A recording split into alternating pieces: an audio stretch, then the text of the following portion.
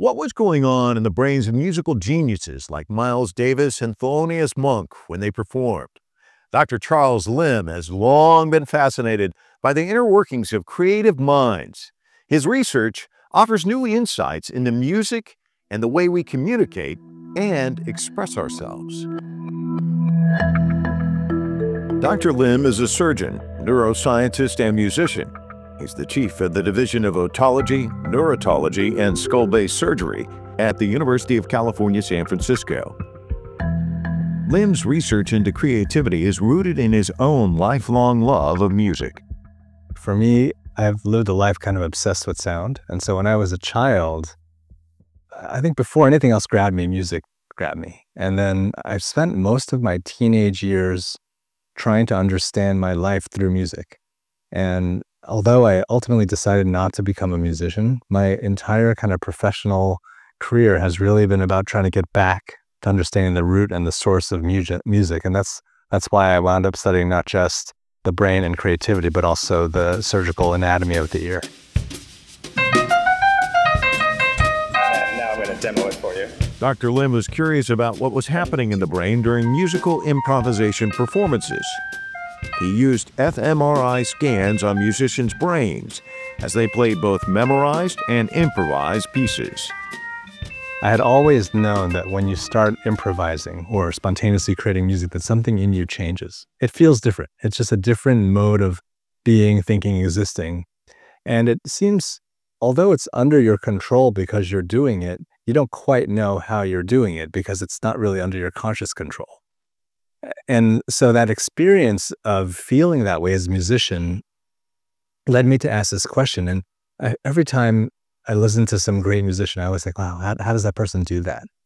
I'm always kind of like jaw dropping, like, how did they do that? And so when I started learning about the biology of the ear and the biology of the brain, I started thinking, well, maybe I don't have to just pose the question of how do they do that? Maybe I can try to answer it.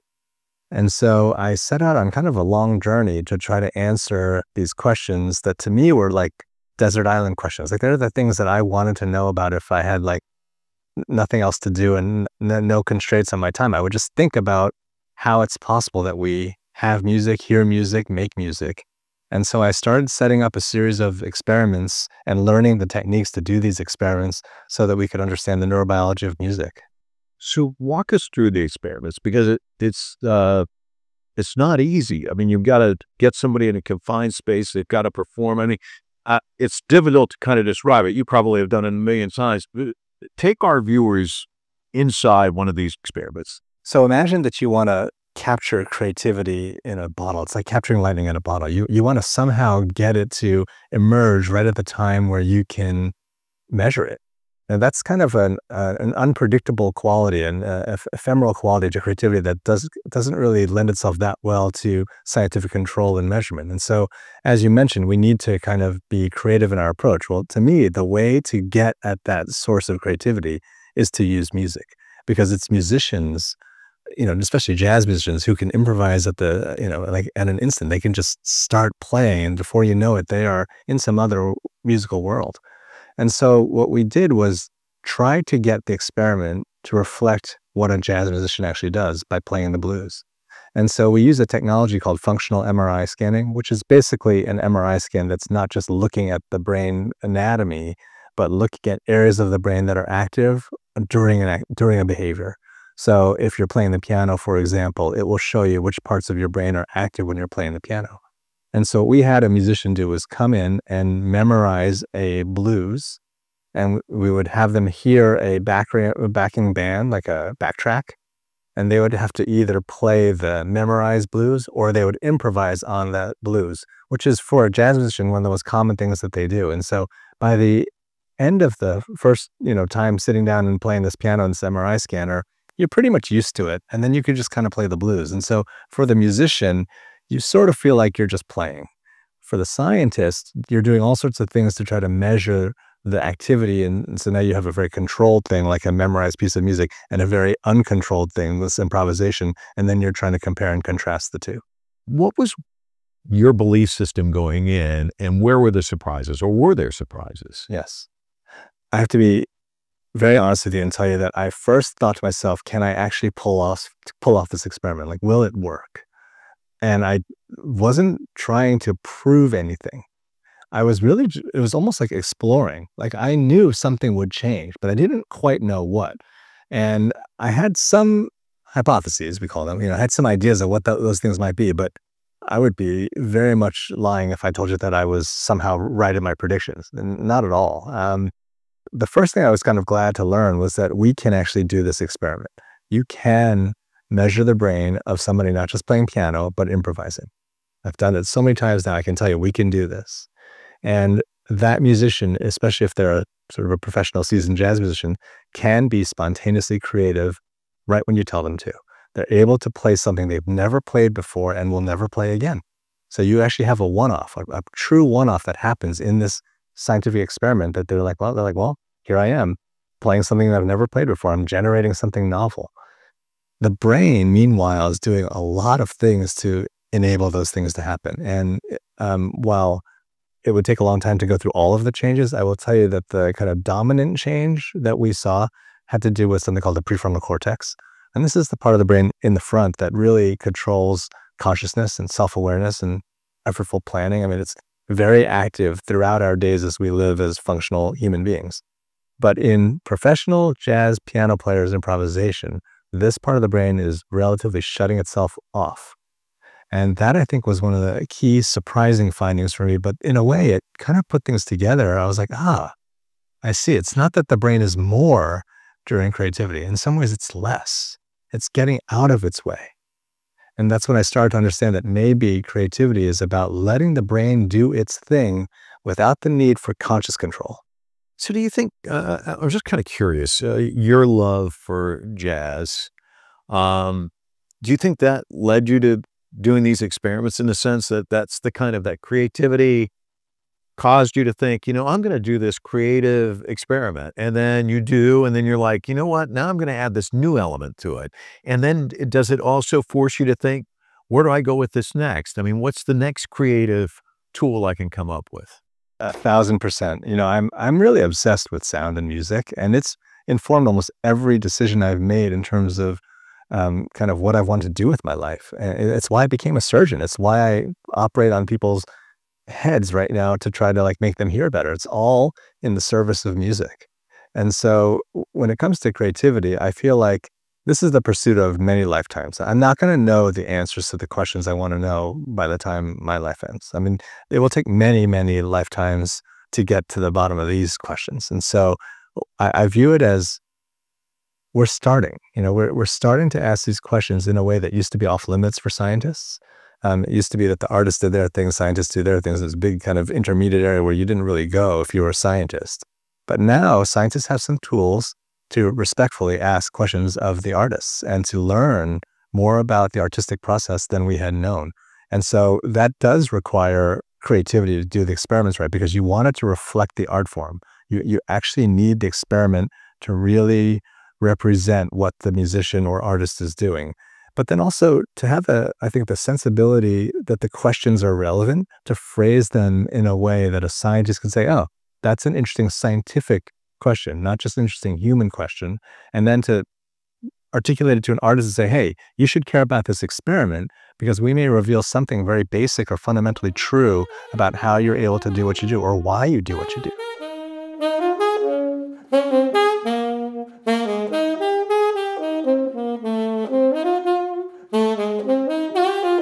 For Lim, his research interests are driven by understanding creativity.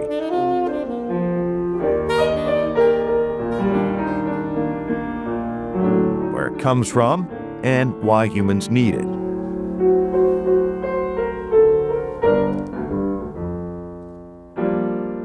So what's the connection between music, as you describe it, and creativity? I mean, what did you learn? Because you were talking about comparing and contrasting. You have kind of a controlled environment, but then people are allowed to kind of improvise.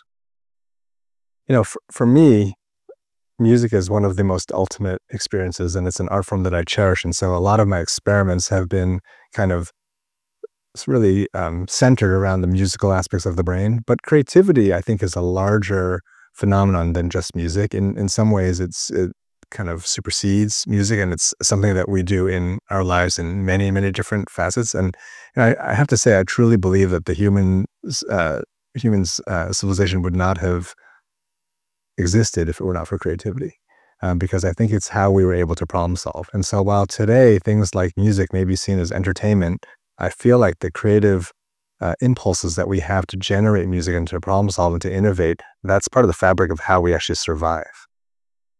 I went back and looked at an interview I did with Herbie Hancock back in 2014, because he talked about this, and he talked about it with such passion. And I wanted to go back and listen to what he had to say. And I want to get your thoughts, because I asked him about improvisation, and he said what's great about it, when you're on stage with other performers, it reflects respect for each other. It reflects courage, because you've got to be courage. You've got to have a lot of courage to go out there. And he goes, and it also is about freedom. It's about being in the moment. It's about not being afraid, and to explore the unknown. And I thought all of those would probably resonate with you. I want to get your thoughts on what he had to say. Yeah. Well, first of all, I mean, Herbie is the master. I actually have tried to get Herbie to join me in the brain scanner, and we're still working on a possibility that he might come in and do an experiment with us. But I think the way he described it is exactly right. I mean, it's all of those things, and you can hear it. If you're sensitive to nuances of sound, you can hear all of those things in not just jazz, but in almost all music. It is a very respectful, humble, kind of inquisitive, life-affirming thing to hear music. And what I've always found about it that I think means so much to me is that it's the ultimate teacher. I feel like the way I understood what it meant to exist was through hearing everybody else's music that they either composed or recorded or played or performed live, for me to be able to listen to. And so, any emotion that I had as a teenager, I realized back then, I was like, oh, you know what? Somebody else has had this emotion before. I'm not the first person to have loneliness or heartbreak or fear. And I know that because I can hear it in the music. They're writing about it. They're singing it. They're playing it. And suddenly I felt like I could understand it better. And so things like freedom and courage, maybe those are the reasons why I actually didn't become a musician, because I don't know if I had enough courage. But I certainly hear all of that in music. And I think that there's no one better than Herbie to say it. So why do humans need creativity, do you think? Yeah, I think that without creativity, there is no human race. I just don't think we survive. And maybe we persist in some low-level form, but I don't think we flourish. And the reason why that is because life is unpredictable. The world is unpredictable. Problems are unpredictable. And in order to problem solve them, we need to know something tomorrow that we didn't know today. That is creativity. It's generating something new.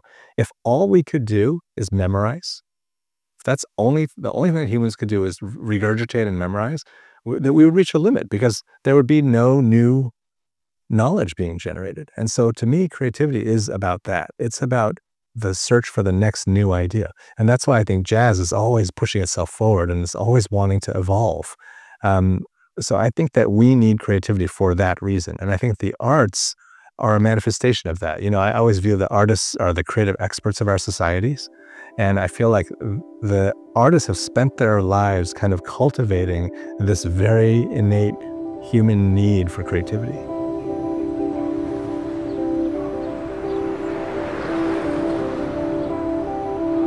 It's interesting I brought up Herbie Hancock. One of the other things he told me is creativity lies outside the box. In your case, it's inside a cylinder, but would you agree with him in his assessment? I would. Conceptually, it's certainly outside the box, but I think by definition, if it's not outside the box, then can you call it creativity? But the box that's inside our heads is as vast and as unknown as I think any creative space. It would take, the complexity of the human brain is such that I think it would take decades and decades and decades of study to really unravel even the simplest musical question. John Coltrane, I know, is a hero of yours. What do you think is inside him that allows him to improvise like he does, night in and night out? So I think John Coltrane had a very specific, obsession with fundamentals. So he was known after a gig to go home and practice. John Coltrane. Like after he's been playing for 5 hours on stage, he goes home and does scales. Somebody like that who understands in a way, the basics are where all the ideas come from, who's studying scales even though he's already a master, that was very, I think, illuminating to me, and not just scientifically, but also musically, because it made me realize that, oh, the better you are, the worse you are. And the more you know, the more you have to get back to basics, which is why today, as a surgeon, I kind of understand that idea, because the more I've been doing surgery now for decades, and I'm starting to see the appeal of very basic movements executed perfectly that don't have the necessarily, like, you won't really see them as any kind of complex surgical outcome. They're not the sexy things that surgeons talk about, but they're the basic things like tying a knot, where I see a certain aesthetic thing to it. And I think that must have been what Coltrane felt when he kept going back to the basics and kept pursuing some sort of perfection. We saw you at the piano, we saw you with the saxophone. Take me inside Charles Limb when you're performing. I mean, what's that feeling like for you? It's a mixture of things. Now, one is that I wish I had another life.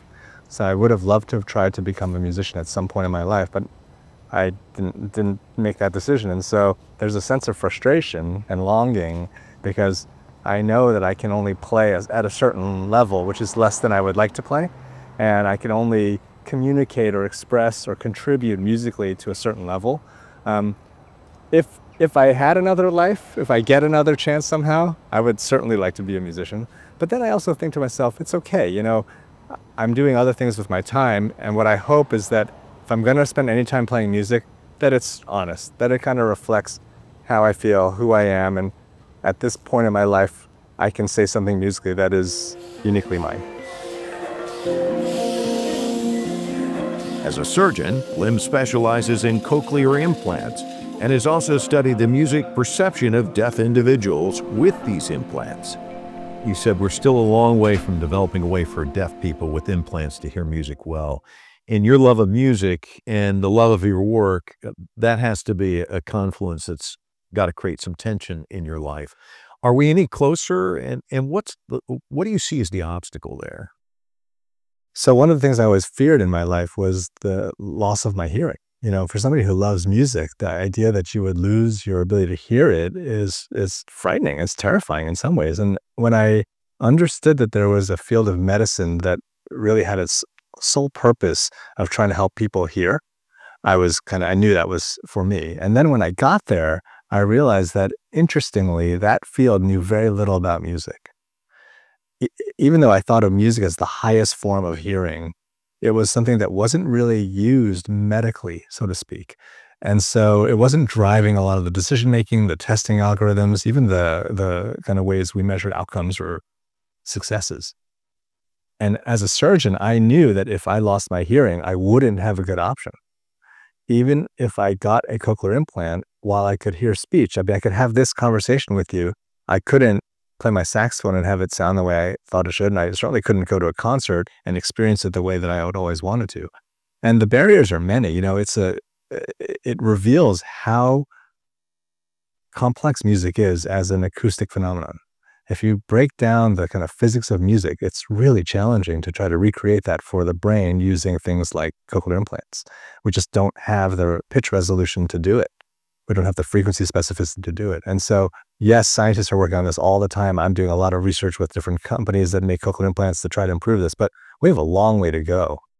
But, you know, this is how kind of miracles happen in medicine. You know, 100 years ago, we would never have been able to say we have an implantable device that can make you hear again. But today, that's commonplace. I mean, think about what a radical change that is that's happened in our lifetimes in the past 30 years. I mean, you used to be deaf for life. You didn't have an option. In fact, there's no other sensory system where you actually have an option if you totally lose it. But in hearing, you do. It's just that option, while it's brilliant, it's not quite yet good enough for music. And so maybe the way to view it is that music is a way to inspire the field forward, to lead us forward and say, look, we've gotten this far, but we need to now get this far. If we want to restore what I would call perfect hearing, music might be the way to get there. Let me ask one final question. I've talked to other researchers who say you do your research and you do the experiments and you get answers, but in many respects, you also get more questions. Was that the case for you? And what questions remain unanswered that you'd really like to see an answer to? I think any well-done experiment really should generate more questions than answers, because the whole point of it is that it's contributing in a very like incremental way to this growing body of knowledge. I mean, you never jump right to the final question, right? You're always like, like there's so many steps you have to take to get there, and you can then take each step and chop it up into smaller steps, and you can go deeper and deeper and deeper. It's almost like quantum physics. Like before you know it, you're studying molecules rather than like what happened in a person's musical life. But it's all relevant, and so I think what happens is that the more you know about something, the less you know about it. For me, I have a lot of burning questions. I think, wow, I mean, these are things that I've started to look into, but I really would love to understand the nature of musical genius. And I say that knowing that there's sort of a cliche or, in a way, a caricature aspect to the idea that we could even define a genius. Yet, I think we would all agree that there have been musical geniuses among us. You know, people who were just so exemplary and so off the charts, of just kind of these statistical outliers that when you heard them, you were like, wow, that changed my life.